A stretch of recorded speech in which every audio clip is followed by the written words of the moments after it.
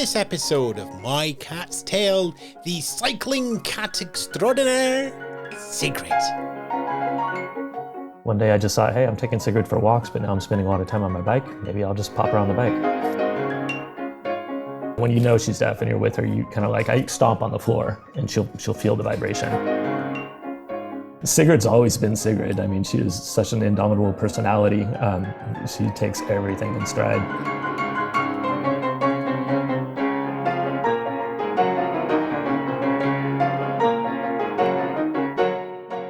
Joining me now on My Cat's Tale, it's Travis. And Travis, I'm actually going to use your surname here because people might want to search for you in other places. Travis Nelson, welcome to My Cat's Tale. Thank you. I'm glad to be here. And you've got ahead of me because you've written your cat's tale. Sigrid is going to be in print. That's right. We're currently writing it. I think we're about halfway through, but it'll be out in June. So yeah, we're getting there. So let's start there. Why have you managed to get a book for your cat? Well, we've gotten quite popular these past couple of years writing around London. We've gotten a lot of media. You know, we were on the BBC a couple times and been on television here and there. And this publisher reached out to me and was just really pleased with our story. And after we chatted a little bit, they decided they wanted to do a book on it, and they think it's going to sell well. So I'm quite happy to do so. It's been a real adventure the past couple of years. And for those people who haven't met Sigrid, either in person or online, Sigrid rides around London with you on a bicycle. That's right. I have a basket on the front of my bike, and she likes to sit in the basket and watch as the world goes around. And we ride all around London. We go everywhere in London. Yeah, and she just loves it. You know, I let her out to walk in parks and explore, and everyone who sees us is just kind of delighted. And yeah, we meet a lot of people. It's a lot of fun. How did you make that first jump? That first time you go, you know what, my cat needs to go on the bike? Well, I had been walking her since she was a little kitten, and I had been taking her to all kinds of places. You know, I would take her to the beach, I took her on the train, I would take her to picnics in the park, and she just got really used to being outside. And so I actually moved to London for a job, and then when COVID hit, I lost my job. I was made redundant. So I just started riding my bike all the time because, you know, we were in lockdown, but you were allowed to go out for your exercise. And so I was, riding every day. And then one day I just thought, hey, I'm taking Sigrid for walks, but now I'm spending a lot of time on my bike. Maybe I'll just pop her on the bike. So I actually had a chest carrier, the kind of thing that you would carry your baby on your chest with. But I had bought it for her. So our first couple of rides were with that, were her hanging off of my chest on the bike. And she really liked it. She was just really attentive and looking around. So then I bought a basket, and it was just from that, right when I put her in the basket, I could tell she just loved it. So we kept doing it. So there's nothing custom here. It's not a custom cat basket that you can buy from Halfords. Well, yeah, so there's a little story there. So originally we bought a cheap shopping basket on Amazon. And that worked for a little while, but it started to bend. It was made out of aluminum. It wasn't, it wasn't very good. And so I did some research, and I found this company in Germany called Click Fix Rixen & Call. And so they make these kind of baskets. And I realized the cheap one I bought on Amazon was a Chinese copy of one of their designs. And so I bought their official one, which held up a lot better. And we started using that for a while, and it was just a shopping basket. But then they noticed me, and they contacted me, and they said, hey, we actually make a basket for dogs, for pets.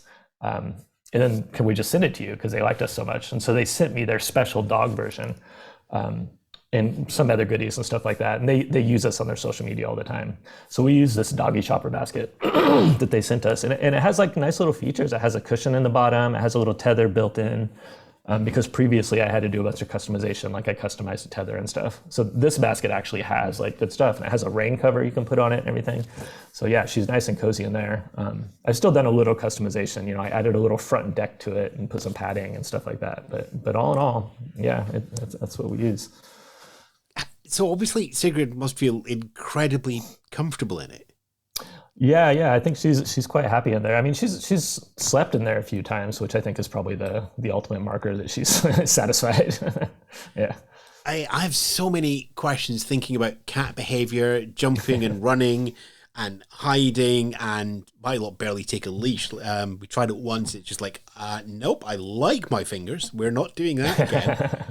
But every cat is different. So why do you think Sigrid is just so chill, and it looks to be very understanding. It's like, I don't try and jump out when I'm in the basket from what I can see on the videos. Yeah, I think there's, I get asked this a lot. I think there's kind of like three factors. I mean, one of the main ones obviously is that she's deaf. So she's a white cat with blue eyes. So, there's a high percentage of them that are deaf, and she is. So I think that makes her a lot more calm with noise and stuff. But honestly, I think the main factor is just the training and the amount of training. I started from day one. And actually, if you scroll way back in my Instagram, you'll find a photo of her wearing the same harness she wears now, but when she was like 2 months old or something, and it barely fits on her, and we're out on the sidewalk. Right from day one, I was taking her out, and I was doing it every day. Every day I put the harness on for a few minutes and take her out. And so I think she just got used to it. It's not like, I think cats have the temperament that they have, not because it's intrinsic for them to be like afraid and to hide and stuff like that. I think it's because we keep them inside all the time. They're sheltered and they don't get these kind of experiences. So Sigrid was out there, hissing at dogs and walking on the sidewalk and going to the beach, right in her first few months of life. And so this is all just kind of normal for her. It's like natural for her. And I think that's the real main factor to all of this. Why did you make that decision then when she was a kitten? Largely just because I think having a cat that's 100% indoors is, I'm not going to say it's cruel, but there's a lot out there. They like to be outside. They like to walk around in the plants and see animals and explore. And so if you make them 100% indoor, all they can do is sit at the window. And so I really wanted her to get out and just have a little bit more of a fulfilling life. Partially for her, because I want her to have a fulfilling life, but also so that I don't feel bad about like imprisoning an animal in my home for my own benefit. You know what I mean? Like, I want her to have a happy life. And this is back in California. You're now in London. And that attitude about indoors and outdoor cats and everything, there is a difference between the UK and the US there. Yeah, it's very, very different. The US, it's very normal to have indoor cats. And then here, as I understand it, it's far more common to have outdoor cats. And I don't know, I've read a lot of debates about this, and I don't actually know what the real answer is there. One of the more compelling ones I read is that the wildlife here isn't as affected as much in the US as it is. Like, one of the big arguments is that outdoor cats kill all these birds and stuff like that. And then I've just read that for whatever reason, the studies here in the UK haven't shown that to be the case here. But I don't really know. It's definitely a big cultural difference. And it's also a difference between individual cats, individual owners, and circumstances as well. Yeah, for sure. We spotted also the other big thing there. Sigrid started off life in California. Yeah. She's now in London. The weather in London as we record this is not very Beach Boys, is it? It is not. This is her third time seeing snow. So, it's like our third winter here. So her third time seeing snow. And the first time I took her out, she was not a big fan. And in fact, the book opens with that experience. She's gotten a little more used to it now. She'll walk around in it, but it's still very touch and go for her. Yeah, she's definitely a more mild climate kind of person, as am I, but we're adjusting. Was Sigrid always going to travel to you with this job that you got in London? Yeah, I mean, once I found out about the job and we were going to move here, of course they were going to come with us. There was no question there. Yeah. You say they there. There's more than one cat? Yeah, we have two cats. So I have Sigrid, and then I have a Bengal cat also named Ilva, who does come out on bike rides with me occasionally, but she is a bit more skittish and has spent more of her life, indoors, not being adventurous. So, but you have that cat pairing at home, and you're never alone. Yeah, exactly. And it's quite funny actually, because Sigrid just adores Ilva and loves her, and then Ilva barely tolerates Sigrid, so it makes for an interesting dynamic. You talked there about being skittish. What's it like riding with your cat on the bike in front of you? Bikes, for all the great being a bike rider, they're not inherently stable. They fall over, they bump. I would be so, I've got my cat with me. Yeah, it is a little interesting. I mean, and I also ride, I ride a track bike, and it's set up for essentially track racing. I mean, it's a very aggressive forward stance, and it's very twitchy. And then you put all this weight on front, and then I have the pole hanging out with the GoPro, which makes it even less stable. And then of course you get Siggy moving around. It's definitely not a setup for amateur riders. I mean, I've been riding, my entire life really, and I've been riding track bikes for 16 years or so. and so yeah, it's a little twitchy. Oh yeah, that's Ilva. Sorry. No, that's fine. If anybody's wondering what that strange sound was, it's not a bulldozer outside. It's not somebody pushing a grand piano across. It's a hamster wheel for a cat. We'll come back to that though. Right, track riding, unstable bike. Yeah. So it's a little sketchy. And I would say, if other people wanted to try to ride with their cats in a basket or something, you're probably better off with like a city bike or a Dutch bike, something that's a little more upright and stable and a little more heavy, so you kind of have that stability. But yeah, I've been riding these track bikes for like 16 years. I've been riding in traffic a lot. I have a lot of friends who are couriers. So I'm quite, I've done a few like alley cat races, which technically are not legal, but they can be quite fun. So I'm very, I put myself out there and I do a lot of fast and dangerous riding in the past, and I'm comfortable with it. And so, yeah, it does get very wobbly sometimes, especially when she sees a bird or something and will dive to one side of the basket.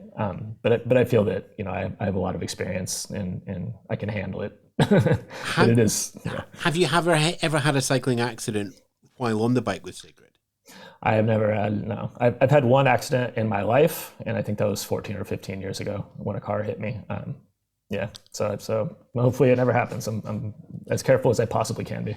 We're all touch wood, but that is life. You go out, you have fun, and there's that risk assessment that you have. Yeah. People often say, well, what's going to happen to Sigrid if you get in a bike accident? This is irresponsible. And I always just immediately think, well, what do you think happens to me if I get in a bike accident? Like, this is what it's like to go outside of your home. Accidents happen, like you got to hope for the best and do your best. And yeah, all right. Okay. We need to bring in the massive hamster wheel behind you now, which does look wonderful in the video, but we don't share the videos. We just do the audio here because you've got a hamster wheel for a cat in the background. Now, there's no way you built that on your own. I did not build this. I did actually replace like half of it because the base initially was made out of aluminum and plastic, and I thought it was kind of unstable. So I took some industrial steel tubing and built a better base, and replaced the wheels and put in some ceramic bearings. And I didn't build it. I bought it and improved it. But yeah, it gets a lot of use. It gets a lot of use in our house. I find that intriguing. They've found something, and again, it's probably going to be a training thing because that probably is not something that a cat would automatically know what to do with. Yeah, it's kind of interesting. So our Bengal, who currently is in love with this wheel and she uses it constantly, wouldn't even get on it initially. Like she wouldn't even use it at all. And so it actually did take a couple weeks of like giving her treats and holding him on the wheel and to get her to use it. And then once it clicked and she could get on the wheel and do some walking and running, she's like inseparable from it now. So she uses it constantly. How fabulous. Now, the other thing you mentioned there was Sigrid is deaf. Do you mean deaf from birth, or has that been onset? Yeah, so my understanding is that they are born with hearing, and then it degrades like in the first 2 months or something like that. So yeah, it's genetic at birth, but yeah, she's 100% deaf at this point. What is that like day to day? It's less apparent than you would think because she's super. She's got to hear the hamster wheel for a start. Yeah. She's very, very sensitive to vibrations. Like if she's sleeping and you just walk up to her normally, she oftentimes will just feel you coming and will wake up. So it's not as apparent as you might think, and a lot of people don't notice it. But once when she's deaf and you're with her, you kind of like, instead of calling her in the house, I'll like stomp on the floor and she'll feel the vibration. If I want her attention, I'll tap on the table or tap on the couch or something and she'll look my way. So it's slightly different, but it's really not as big a deal as you would think. And does that cause problems with the Bengal? Not too much. I think initially there was a lot of shock. Siggy would get surprised when the Bengal walked up behind her because she can't feel a cat's vibration as much as a human walking, obviously. Difference of weight there. And so the other cat will sneak up on her sometimes by accident. But I think now they've gotten used to each other. It doesn't happen too often. So next month on, I think January 18th, Sigrid and I are going to the Frank Barnes School for Deaf Children to meet all the children there. And the Smiley Company, who is actually the company that owns the trademark on the yellow smiley face, which is strange. They do a lot of charity work, but they're sending a film crew to come with us, and they're going to do like a mini doc of Sigrid the deaf cat meeting all these deaf children. So I think that'll be a really fun educational experience for them, to meet a deaf animal and stuff like that. Should be pretty cool. What is that attitude like? She's just completely. I think the word I use sometimes is unflappable. Like she's just overly confident, completely unfazed by anything that happens. I dress her in these outfits, and she just thinks nothing of it, and then goes trotting off. And people are often, they see her hissing at dogs, and they think, oh, isn't she stressed out by these dogs? And I'm like, no, she will. If she sees a dog walking by on the sidewalk, she will walk after it and start stalking it, and then like she's just completely confident. And I think it's because I probably baby her a little too much and keep her safe, but it works. And you say people seeing her. I'm assuming that she's out on the bike. You've probably got some favourite routes, as I have with walking around Edinburgh. So there's a lot of people will be looking out for her. Yeah, for sure, for sure. Yeah, we do have favorite routes. I often get messages, or I often run into people who are like, "Oh, we were hanging out here in Camden, just hoping we'd see you come by, and here you are," and like stuff like that. Yeah, we definitely have a bit of a following. Sigrid also has a Strava account. I don't know if you were aware of that. So we have people that follow us on Strava and actually look at the routes we take, and then. So this is like an exercise route tracker. Right. Yes. Yeah. So we post all of our rides publicly on her Strava account, so people see where we ride. And so there are a small group of people that follow the Strava, and then try to meet us on our routes sometimes. And all of this feeds back now into the book project that you've got now and you're working with. What's it like realizing that you've already put quite a lot of yourself and Sigrid out there online, but to put it down into a book in far more detail and far more emotion, what sort of appreciation has that given you for both of your lives? Yeah, it's been really interesting. It's been challenging as well, because a lot of the book, there's a lot of background information about me personally, like who I am and how I came to acquire Sigrid. And so it certainly is a unique experience to sit there and read about your parents, and like your relationship with your parents, and just realizing that a lot of people are going to read that as well, and my parents are going to read it as well. So that's pretty interesting. And then also just to kind of analyze my actual relationship with Sigrid is kind of strange, because I'm more of a live for the day kind of person. So I go out and do these rides because they're fun. I'm not out here thinking like, this is how I present, me and Sigrid to people. I want to make us look cool and stuff like that. I do what I do. Like, I didn't start this endeavor to like write a book. I just did it because I enjoy riding my bike and I thought it would be fun. So it has definitely been, the word I would use is challenging to review what my relationship actually is and what it means and stuff like that. But it's also, I feel good about it. I think people will enjoy reading it. And I think, hopefully, despite the fact that I don't do these things as a presentation, I do them for myself. I think they come off well. I think I'm hopefully a good person. I think Sigrid and I have a good relationship. So, yeah. What did you learn about yourself then, looking back on your time with Sigrid? Yeah, that's a good question. I mean, I think the thing this is where I get a little shy, like talking about this stuff. The thing that's come out most is, like I say, I do this because it's been fun and I enjoy it. But as I look back, I realize I have like this overwhelming need to make people happy. And that's really been my driver.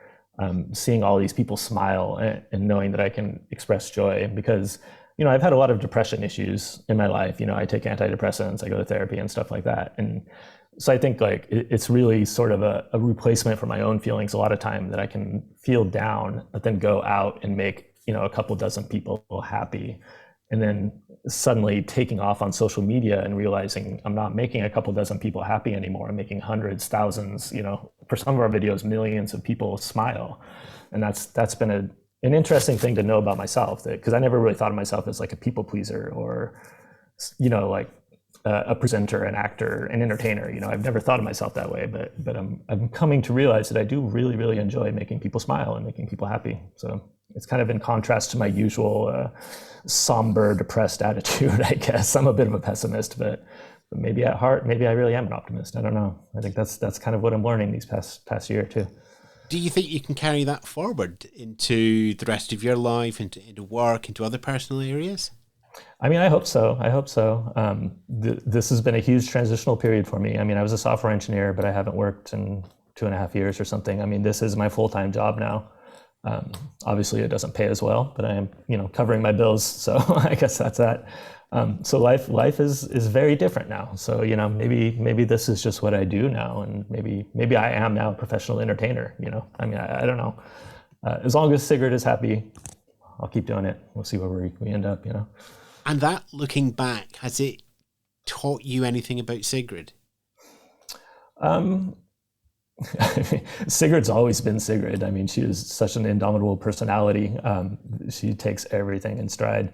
I mean, if anything, she has gotten closer to me. Like, she always sleeps next to me. And like, I don't know, just last night I came out and she was sleeping on my vest. I'd left my vest on the couch and she was sleeping on it. Like, I think she's gotten even more attached to me now that we spend so much time together.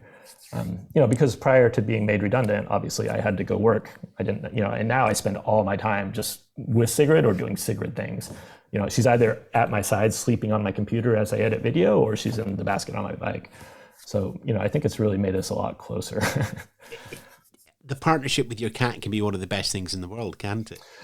Yeah, it's kind of surprising. I mean, I always had pets, but yeah, I mean, you really don't see how close it can be until you get an opportunity to spend a lot of time with your pet. And then, yeah, it almost seems like that relationship is unlimited. It's how much you put into it is how much you get out of it. And there's a huge amount being put into it, as we've heard here. And it's so great that you're giving that love and that emotion and that just feeling of happiness back to all of us. Yeah, I enjoy it a lot, and it seems like other people enjoy it, and so that's a blessing for sure.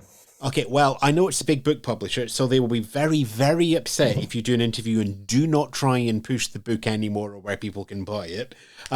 You still got to finish writing it, but yeah. We can put the pressure on you by pre-ordering now, can't we? Absolutely. And pre-orders really help us a lot too, because the more pre-orders, the more bookstores will carry it and stuff like that. So it's kind of like early marketing. It really helps us a lot. So I would appreciate it. So it's the best place there to go to Twitter's Sigrid account, and then the link's there. That is one way to do it. Yeah. The book is called Sigrid Rides. So you can probably go to Amazon, Waterstones. There's a site called bookdepository.com that does free worldwide shipping. So that's one I've been pushing a lot. If you go to bookdepository.com and just search for Sigrid Rides, you can pre-order with free shipping anywhere in the world. And I think that's a good opportunity. But if you prefer Waterstones or Amazon, or your local bookseller might already have it listed as well. I'm going to ask the most important question of all. Which option gives you and Sigrid the most revenue? It's all the same to me. My revenue split is negotiated with the book publisher, not the individual shops. So it's all the same to me. Just get the book out there. Well, we will put the link back to the website and to Sigrid's Twitter account as well back on our website, mycatstailpod.com. But it's actually just Sigrid ES or Sig Rides. Sigrid. You've done this wonderful mashup of the words, haven't you? Yeah, it gets a little complicated because a lot of my social media handles are Siggy Rides, but the book is Sigrid Space Rides. There we go. There. Travis, thanks very much for taking the time today to tell us Sigrid's tale. Absolutely. It's absolutely fascinating. It feels unique, and it is a unique relationship. I agree.